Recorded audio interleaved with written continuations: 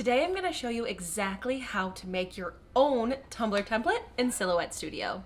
If this is your first time here, my name is Allison and I post a weekly tumbler tutorial as well as a weekly live stream to help you learn how to make the best tumblers possible. I appreciate it if you subscribe, and let's get going. Today I'm going to be doing a step-by-step tutorial inside Silhouette Studio. Whether you have a Silhouette Cameo or a Cricut machine or some other cutting machine, I highly recommend that you start using Silhouette Studio. You can use Silhouette Studio in conjunction with your Cricut, and it has so much more functionality and it's just better, more robust software. So I 10 out of 10 recommend that you download it so you can start creating things of your own. I'm going to put a link down underneath this video how you can get Silhouette Studio and upgrade it, because if you have a Cricut machine, you do have to upgrade to Business Edition. So before we get into the step-by-step, my recommendation is to use a straight style tumbler. That means your tumbler is the same, diameter on the top and the bottom, so it is straight all the way down. It's going to make your life 1,000 times easier when it comes to making templates. You can use Silhouette Studio to create templates for tapered tumblers, and I actually have some trainings inside of my mentorship program. If you are interested, I will link that down below. But your life will be so much easier if you just buy a straight style tumbler. I get my skinny straights from Craft Haven, and the measurements I use in this video are designed to fit a 20-ounce skinny straight from Craft Haven. As far as the double-sided adhesive goes, when you make a template in Silhouette Studio, you can use it for double-sided tape, or you could even just use removable vinyl as a template as well. What you make here today will work in both places. I'm going to show you how to do it with double-sided tape adhesive sheets. Now, I am using these sheets from Express It, and they are much better quality than the ones I was using before. If you want to know what it looks like to stumble through some crappy double-sided adhesive sheets, go check out this live stream and see how much of a pain it was for me to add this to my tumbler. Quality matters. I'm going to link where you can get the Express It sheets. They come in 8.5 by 11, and I have a discount code alisoncrafts that you can use to save money as well. Because they come in an 8.5 by 11 sheet of paper, you're going to want to stick to a 20-ounce tumbler. You could piece things together to do a bigger tumbler. It's really up to you, but again, making your life easier, stick with this 20-ounce skinny straight style tumbler, and you're going to be on your way. Let me walk you through how to build your template in Silhouette Studio, and stick around to the end because I have some tips for doing these tumblers with double-sided tape. Start by measuring your tumbler. You want to take a tape measure and measure from top to bottom. I like to leave a little bit of room, so while the tumbler is 8 inches, I like to make it a little bit less than that, so there is a little bit of room on the top and the bottom. And then you're going to measure around the tumbler and figure out what it is. Mine here is 9 3/8, so 9.375. So the first thing you're going to start with is a rectangle. The rectangle is on the left-hand side, and if you click and drag, it will open up and you can change the size. So my width is going to be 9.375 and 7.875 based on my measurements of my tumbler. If you're using a different brand or you want yours a different size, you're going to change the size of the rectangle because we're going to fill this in with all of our elements. So I already have an element that was created for a different project, and this is what I'm going to use to fill up my space. So the first thing you do with these templates is you're going to use an offset feature, but before we get into that, to highlight something, you're going to click down and drag, and you can highlight everything. If you right click, you're going to get your group and your ungroup, so you can group these together so they move all together, or if you ungroup them, then you can take the pieces separately. So the first thing I'm going to do is make sure my outer piece is selected, and this is black where it says in the upper left hand corner, so you know it's the right way. And I'm going to do an offset. So that is the star on the right side. I'm going to press offset, and I think I like this 0.135. Now you can change the size to your liking. You can go up and down to make it bigger or smaller, and then I'm going to press apply. I am going to then highlight everything, and well, first I am going to change the color. So I like to change the color of my elements so I have a visual idea of what it's going to look like on my tumbler. It is not required, but it helps me kind of think through the colors I'm going to use.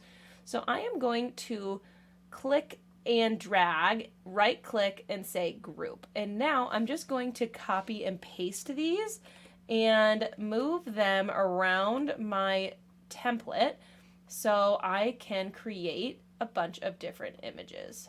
As you're moving them around, I like to rotate them, I like to change the size, so there's a little bit of variation between each of my images. Remember, you can do whatever image that you want, or just a shape like a star or a heart or anything like that. The other thing that I can do is right click on an image and move it to the front or move it to the back. So you can play around with what is in front and what's in back to make different looks for your stuff.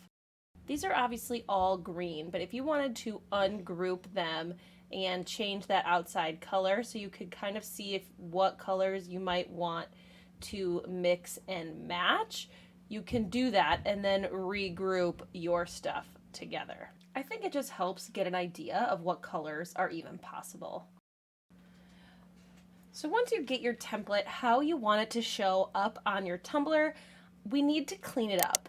So let me show you. If I go to send, you can see that all of these little lines would cut, and you would be responsible for weeding out each one of these small little pieces, plus remembering which cup is supposed to be on top. It is honestly a nightmare. So what we're gonna do is clean this up. And the way we do it is using the subtract feature. So you're basically going to ask yourself what's on top and what's on bottom. So if I click this one here, the pink is on top of the blue. So I do pink and I hold shift and click the blue one as well. I'm going to come over to the right side and I'm going to press subtract all. When you do that, it will subtract out that piece. And you're going to do that for each one. The purple is on top of the pink, so I'm going to choose purple, shift pink, and press subtract all. The purple is also on top of the green, so purple, shift, green, and the order matters, and then press subtract all. And you want to make sure that you're choosing the one that is on top while you do this. So the blue is on top of the pink, subtract all. Blue, again, other pink, subtract all. And you're just going to keep doing this until you have done every single one. So I think I got them all, and if you go to send, you can see then that all of these cut lines now, there's none where they overlap, okay? Now the only thing is that I forgot this one, so I'm going to go back and do the green and the pink. So you might have to clean up the background. If you go through and select each one of your images and move it out of the way, and you highlight basically what's left, you can see all those little dots. You want to delete those. And they don't happen every time, but just be aware that that can happen and delete what you don't need. You don't want to have to cut all of those little pieces. At this point, if you are a Cricut user, you're going to go to File and Save As, and you're going to find a place on your computer and save it as an SVG. This will allow you to save it as an SVG and then reopen it in Cricut Design Space. If you are a silhouette person, you can go over to Send and change your cut settings for it to cut on your double-sided sheets. So you want to get your cut settings right because you want it to be what we call a kiss cut, meaning it only cuts through the top transfer sheet, not the whole thing at once. So I have a preset of my settings, which is blade 3 and force about 24. But I do highly recommend that you do a test cut before you send to your cutting machine. When you cut it, you're gonna do it with like the word side up. Remember, we're doing it so it doesn't cut all the way through. It is what we call a kiss cut. So then once you get it cut out, I always cut around that rectangle so the template is the exact size that I need it, and there's no overlap or overhang from either end of the tumbler. So once you get it cut out, you need to double check, make sure it's the right size and that it lines up well. And then you're going to pull back the top sheet. And remember, when you pull it back, you only want to pull up the sheet. You do not want to pull up any adhesive with it. So make sure that when you pull back that backing sheet, it should not be sticky on your fingers. There should be no adhesive on that sheet, and then you can cut it away so it will stick to your tumbler. I did a score line already with my paper cutter on this tumbler, so you'll see that I can put it down nice and straight on the straight line that I already made. Once you get it where you want it, use your fingers to really get it down, and then you're going to continue pulling off that backing. It can be a little bit challenging, so I recommend that you take your time. I like to sort of go through with both hands, one pulling the backing and the other one, you can see my left thumb, pushing down that template as I go. And you want to make sure that you take your time so you get it down nice and flat. And even after you get it on, I like to take my fingers and really rub it down in all places to make sure that adhesive is on my tumbler. My first tip when doing these tumblers is to start with your darkest color. I'm using my weeding pen, my pin pen, to pull away all of the face elements in the outline because I'm going to start with my black glitter. I have this at super speed because it is a very tedious process, but the good news is that when you do double-sided tape, you can move in from one glitter to the next very, very quickly instead of having to let it dry from your glitter glue. But once you get all of the pieces removed that you're gonna do the same color glitter, you can just go in and pour your glitter on and then take your finger and rub it into that glue.